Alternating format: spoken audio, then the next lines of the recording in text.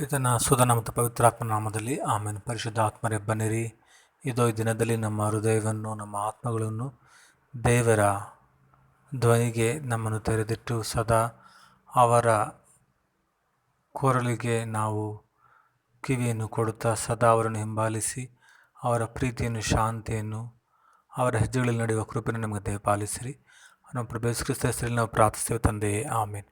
ಆತ್ಮೀಯ ಸಹೋದರ ಸಹೋದರರೇ, ಇಂದು ನವಂಬರ್ ತಿಂಗಳ 10ನೇ ತಾರೀಕು ಸಂತ ಲಿಯೋ ಇವರ ಹಬ್ಬವನ್ನು ಧರ್ಮಸಭೆ ಆಚರಿಸುತ್ತದೆ.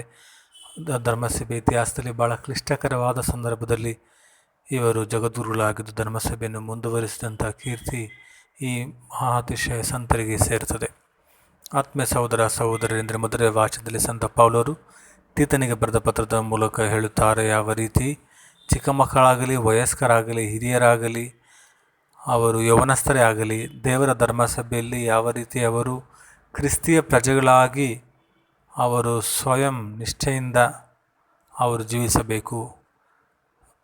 ಸ್ವಾರ್ಥ ಲೋಭದಿಂದ ಜೀವಿಸುತ್ತಿಲ್ಲ, ಬದಲಾಗಿ ದೇವರನ್ನು ಅರಿತಿರುವ ಮಕ್ಕಳಂತೆ ನಾವು ನಮ್ಮ ಸ್ವನಿಯಂತ್ರಣದಲ್ಲಿಯೂ ದೇವರ ಬೆಳಕಿನಲ್ಲಿ ಮುನ್ನಡೆಯುವ ಮಕ್ಕಳಂತೆ ನಡೆಯಬೇಕೆಂದು ನಾವು ಬದುಕಬೇಕೆಂದು ಮೊದಲನೇ ವಾಚನದಲ್ಲಿ ಸಂತ ಪೌಲರು ತೀತರಿಗೆ ಬರೆದ ಪತ್ರದಲ್ಲಿ ಹೇಳುತ್ತಾರೆ.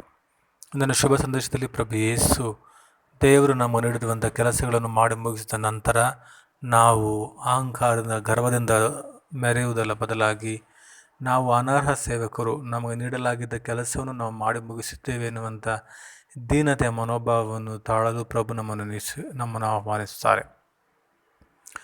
ಪ್ರಪಂಚದಲ್ಲಿ ಯಾವುದೇ ತಪ್ಪನ್ನು ಮಾಡದೇ ಹೋದರೂ ಸಹ ಪ್ರಭು ನಮ್ಮೆಲ್ಲರ ಅನ್ಯಾಯ, ಅಕ್ರಮ, ದ್ರೋಹಗಳನ್ನು ತನ್ನ ಮೇಲೆ ಹೊತ್ತುಕೊಂಡು ಶಿಲುಬೆ ಮೇಲೆ ನಮಗಾಗಿ ಮರಣವನ್ನು ಅಪ್ಪಿ ಪುನರುತ್ಥಾನರಾಗಿ ಎದ್ದು ತಂದೆ ಚಿತ್ತಕ್ಕೆ ಸಮರ್ಪಿಸಿದಂಥ ಅಂಥ ಒಂದು ದೀನತೆ ನಮ್ಮೊಬ್ಬೊಬ್ಬರಲ್ಲಿರಬೇಕು.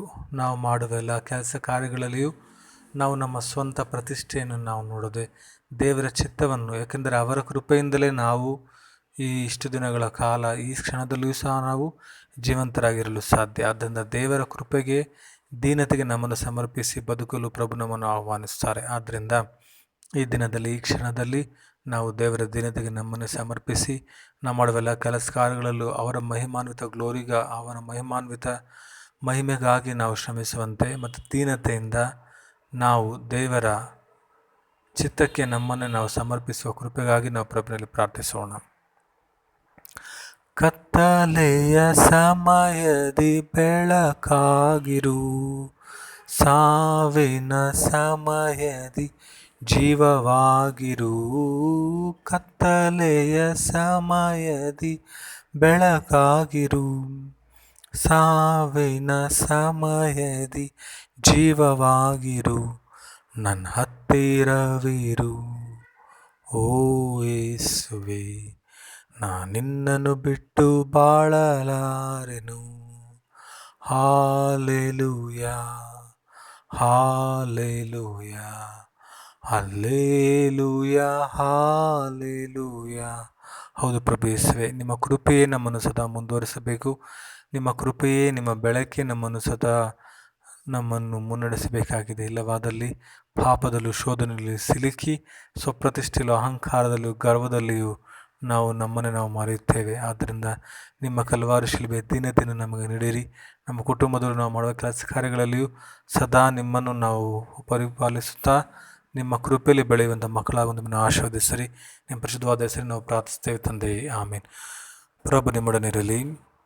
ಸರ್ವಶಕ್ತ ದೇವರಾದ ಪಿತಾ, ಸುತ ಮತ್ತು ಪವಿತ್ರ ಆತ್ಮರು ನಿಮ್ಮನ್ನು ಆಶೀರ್ವದಿಸಲಿ. ಆಮೇನ್.